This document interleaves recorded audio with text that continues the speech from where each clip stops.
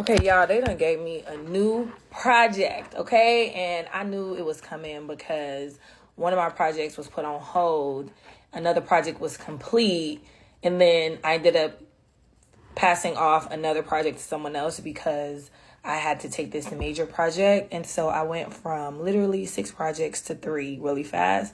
And I know they weren't gonna let me just chill like that, you feel me? So let's get into it.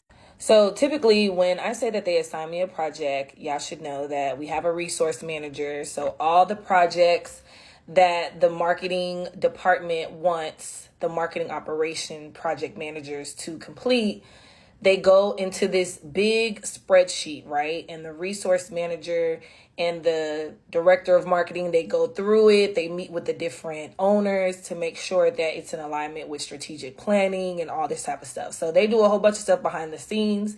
And so once I'm assigned a project, that means that all I's are dotted, T's are crossed, stars are aligned, and we are in go mode to get this project going. So what that means is I get tagged in Workfront that I've been assigned a new project. And then also the resource manager lets me know who the resources are. So she lets me know who's going to be the writer on it. She lets me know who's going to be the designer, as well as who is going to be my editorial QA person, like the person that's going to review it after everything is done to make sure that the grammar and all that stuff is correct. So she tags me in there, and then inside of that request has a creative brief. So the creative brief is pretty much a breakdown of the purpose of this project, the goal of it, meaning everything that they do is money-based. So the goal is always to generate more revenue, right? And when I say revenue, this is a financial firm. So these projects and campaigns can be generating anywhere from $10 million to $200 million. Now, I remember someone asking me, do I manage the budget?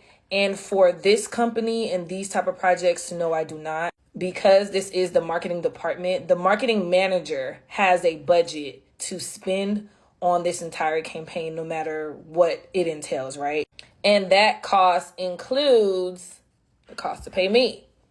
So when they do their budget, they know that their project needs a web developer, an email marketer, it needs a graphic designer, it needs all that, it needs a project manager, and it costs to have those people on that project for the duration of the project. So that's how their budget kind of works. So there's really nothing for me to manage money-wise. Now to the project. So y'all know because it's, G45 classified information, I can't really show y'all the screen, but in this brief, it is showing me, let me see what I hear. I see the target audience. I see that there's multiple campaigns. I see that the requested completion date is May 15th. So right now it's February. So we have a good 3 months to knock this out. I see that we will be leveraging another presentation. So this is a webinar, specifically a webinar deck. So they did this last year. So they want us to leverage that same thing. And then they want to add 2 emails and a few articles that they can give the sponsors. So in total, the deliverables are email, landing page, the presentation, and some articles. So after I review that, I do something where I convert that request form into a basic project plan. And when I say basic is I pretty much find a template and I use that as my baseline, and then I'll go in and customize the different elements. So here's what I mean when I say it generates a generic thing. I need to go in and remove the elements I don't want. And then once I go remove that, then I go add the specific people that are assigned to this project. And then I believe that as soon as I update this correctly, and then I put the actual dates that I need things done, the planned completion date that you see here that says June, it's going to change to meet the actual date that was requested. This is the part where I tell you to turn your phone. All right, so this is all the columns, and I wanted to kind of break down what you see in our Workfront. So you will see that it says we have a task, right? So this is the list of all the different tasks that have to get done. Here is a description. I use this to write notes, honestly, so I can track certain things. This third column has assignments, so the specific people that will be doing the work. Duration and plan hours columns, those pretty much tell you how many days and or hours it would take to do that specific task. And then predecessors, as you can see, it pretty much tells you what needs to get done before you can do the next task, right? So in order for us to do an internal creative review, predecessors 27 and 28, which is the copy and design development, would need to get completed first. Then we have our start on and our due date time. And then we have the percent complete. So this is where you actually you track the work as it's being done. Each individual person that has an assignment tracks their own task. It's my job to make sure that this is being tasked correctly or tracked correctly. And then the last part are task constraints. So sometimes, often, more times than not, the next task is supposed to happen as soon as the last task is completed. But then there are also times where something needs to happen before this due date, or it needs to start on this specific date. And so this is where we would adjust this thing here to say like must finish on, must start on, etc. And that's pretty much everything. So right now what I'm doing is going through and removing the items in the template that I know we don't need. So we do not need video production, print development, certain types of emails.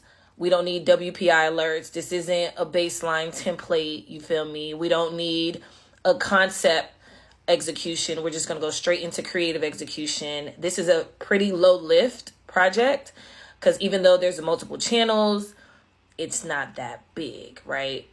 And now the screen is going to move really fast, but this is what I mean when I say that I went through here and I'm like, we don't need all these extra items. So then I click delete and I'm about to delete 87 tasks. And this date is going to change, right? So that was the initial date that it said when all those things were added. And this is the date that it says we're going to complete, which means we should complete this by the requested date of May 15th. Now, the goal would be we get to the kickoff, all the stakeholders, all the creative teams, all the channel owners, and everybody is in alignment with what the project is and the project plan and how it's broken up. And if all the stars align, then nothing is going to change. The only time I start having issues with stuff like this is when all of a sudden we get to the kickoff and there's other requests. And so this is where you as the project manager, you're listening to what these requests are, and it's cool. It's no problem. You want to add it, that's cool. However, that's going to impact your schedule. So what's important to you, right? And they're looking for you to call these things out from the beginning because you're the expert here. You're the timeline expert. As a project manager, anyone would tell you we are responsible for three things. The scope, meaning what needs to get done. The schedule is when we getting it done. And the budget, how we're getting done. Now, for this project, I'm not responsible for the budget. The marketing manager is. So they're really relying on me as far as like, okay, so do we got the time to do it? You feel me? And I can say, well, according to the timeline, we're going to, end ahead of schedule. If we add these extra assets, we might be pushing it. And so that's when I put the ball back in their court for them to make the final decision. But as you can see, I really love when I get assigned a new project because I start getting into creative mode. I start doing my little customizations, and then I start getting ready for kickoff. And typically this is the most amount of time that I spend on a project. The brunt of your work is at the beginning in order to get the project going. But once it's in motion, it's a very light lift for you, which is why you're able to get multiple projects. You'll be assigned another one. I hope that was helpful and insightful. And I think I've already showed y'all how I prepare for a kickoff, but we're going to prepare for a kickoff sometime next week.